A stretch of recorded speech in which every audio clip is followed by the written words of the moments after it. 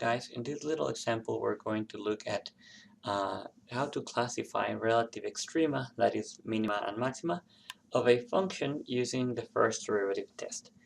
And for the first derivative test we will always have to build a table kind of like this with an interval, some test value in the interval, a sign of the derivative, and then that's going to tell us whether the function is increasing and decreasing, and we're going to use that to determine whether the critical points are minima or maxima. So the first thing you're going to do is find those critical points. Remember, critical points of a function are those points where the derivative is either 0 or undefined. So let's start by looking at the function. The function is a polynomial, so it is going to be defined everywhere, and its derivative as well.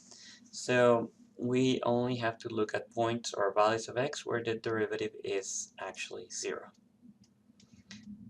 So we take the derivative, and here we notice that there is a product, so we have to do a product rule. So first we calculate the derivative of the first term, which is going to be 2 times x plus 2 times the derivative of the inside. The derivative of the inside is 1 times x minus 1.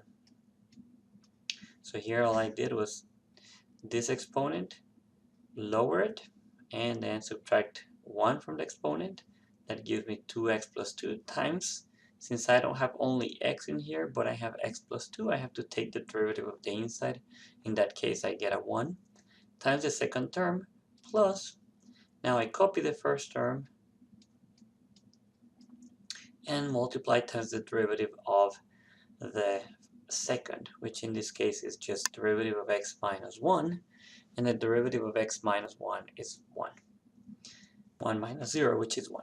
So I can take a common factor, x plus 2. You see how x plus 2 appears on both terms. For the first term, I'm left with a 2, a 1. I don't need to write that 1, so 2, and an x minus 1. For the second term, I'm left with an x plus 2 only. Because I'm taking one of them, I'm left with one of them. And that then gives me that the first derivative of f is going to be x plus 2 times, I'm going to have 2x plus x, so I'm going to have 3x, and then minus 2 plus 2, that is 0, and I just get that. So I have then to set this equal to 0, and write the 3x in front, and then that gives you two options. This term, 3x is equal to 0, and in that case you get x is equal to 0, or x plus 2 is equal to 0,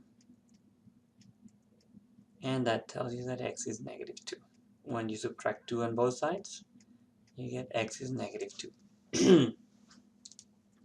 So these are my critical values.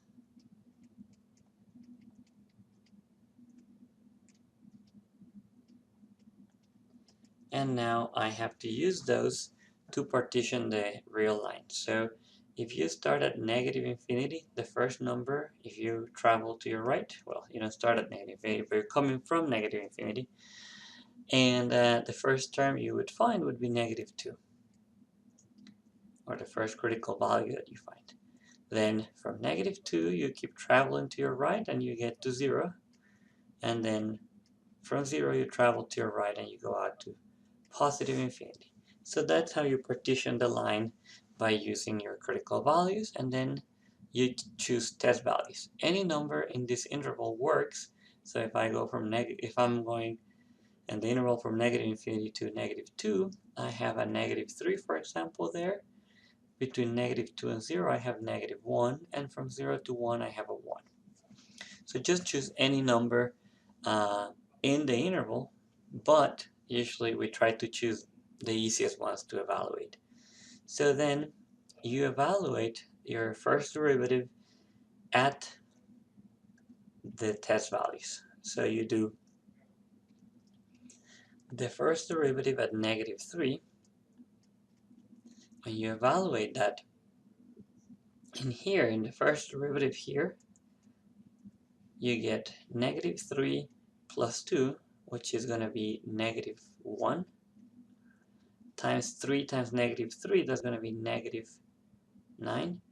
So you obtain positive 9. The number is not as important as just the fact that it is positive. And that tells you that the function on that interval is increasing, because the first derivative is positive. That's a G somehow. Alright, so then you evaluate your first derivative at negative 1, the other test value that I have here. And at that test value, I have the first term is going to be negative 1 plus 2. Negative 1 plus 2 is going to be positive 1. And then 3 times negative 1, which is going to be negative 3. And then the sign of the first derivative on this interval is going to be negative. That tells you that on that interval, the function is going to be decreasing.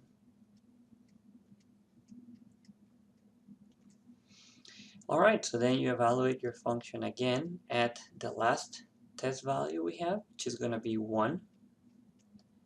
And you plug it into your expression. You get 1 plus 2 is going to be 3 for the first term. And then 3 times x is 3 again. And you get positive 9, which, as I said, what we care about is the sign. That tells you then the function is increasing. I like to draw up here. If the function is increasing, the function is doing this. When you hit x equals to negative 2, the function turns into decreasing. So you're going to have something like this. Increasing to decreasing, you have a relative maximum at x equals negative 2. And then you go from decreasing to increasing. So you have this going on. Decreasing to increasing, and you have a relative minimum at x equals 0. So you have a relative max at x equals negative 2 and a relative min at x equals 0. To find the actual maximum, you could basically write it in terms of a point.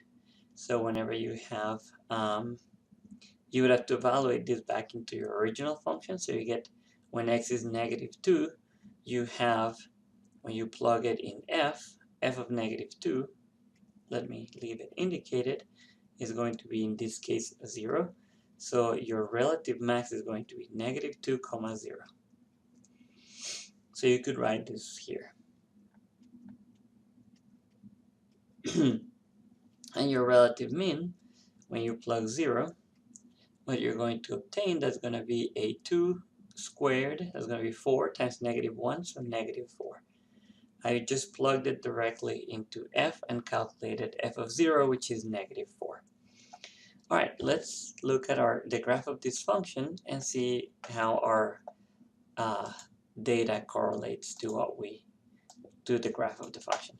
So I said 0, negative 4 was the relative mean, and that's what we have here. 0, negative 4. And then 2, negative 2, sorry, 0 is going to be our relative max. And you see how the points we found are precisely the ones that appear here in the graph. So that's that for this example. If you have any questions, just let me know. Put it in the comments, or you can ask in our not collaborate session, but our conference during the week. All right. Thank you for watching.